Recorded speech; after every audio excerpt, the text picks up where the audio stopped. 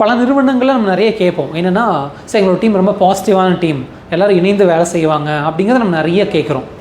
அப்போது எப்படி அப்படி இணைந்து வேலை செய்கிறாங்க? ஒரு டீமில் மாற்று கருத்துக்களே வராதா அப்படின்னா கண்டிப்பாக வரும். எப்போ 2 மனிதர்களுக்கு மேல் ஒரு இடத்துல இணைந்து வேலை செய்கிறாங்களோ அங்கே மாற்று கருத்துக்கள் எழவே செய்யும். அப்போ அது எப்படி ஹேண்டில் பண்ணுறது அப்படின்னா, அதுக்கு தான் நம்ம ட்ரெஸ்பாஸ் அப்படின்னு ஒன்று சொல்கிறோம். அது என்ன ட்ரெஸ்பாஸ்?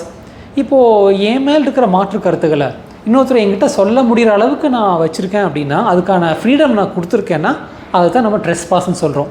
அவருக்கு நான் ட்ரெஸ்பாஸ் கொடுத்துட்டேன், ஏன்னா என் மேல் இருக்கிற விமர்சனங்களில் அவர் டைரெக்டாக என்கிட்ட சொல்ல முடியும் அப்படின்னு நான் கொடுத்துட்டேன்னா அது சக்ஸஸ்ஃபுல் மெத்தட். இல்லை அதை நான் கொடுக்கல, ட்ரெஸ்பாஸை நானே வச்சுக்கிட்டேன், நான் க்ளோஸ்டு லூப்புக்குள் இருக்கேன், என்னை யாருமே அப்ரோச் பண்ண முடியாது, மாற்று கருத்துக்களை என்கிட்ட சொல்லவே முடியாதுன்னா அப்பவும் அவங்க அதை மாற்று கருத்துக்களை சொல்ல தான் செய்வாங்க. ஆனால் என்ன என்கிட்ட சொல்ல மாட்டாங்க, எனக்கு பின்னாடி போய் மற்றவங்ககிட்ட சொல்ல ஆரம்பிப்பாங்க. இதைத்தான் நம்ம என்ன சொல்கிறோம், காசிப்புன்னு சொல்கிறோம். அப்போ கன்ஸ்ட்ரக்டிவாக வர வேண்டிய ஒரு ஃபீட்பேக் அங்கே என்னவாக மாறிடுது, காசிப்பாக மாறிடுது. ரீசன், நான் ட்ரெஸ்பாஸை அவருக்கு கொடுக்கல. அப்போது எப்பப்போல்லாம் நான் ட்ரெஸ்பாஸை நான் கொடுக்கணும், எப்பப்போல்லாம் ட்ரெஸ்பாஸை வாங்கணும் அப்படிங்கிறது எனக்கு தெரியும்.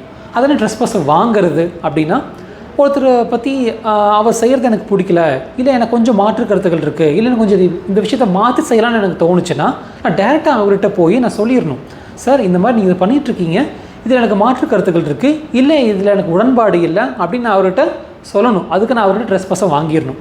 இப்படி எனக்கு ஒரு மாற்று கருத்து இருக்குது, நான் உங்கள்கிட்ட சொல்ல போகிறேன்னு ஓப்பனாக சொல்லிவிட்டு சொல்லணும். இதைத்தான் நம்ம ட்ரெஸ்பாஸ் அப்படின்னு சொல்கிறோம்.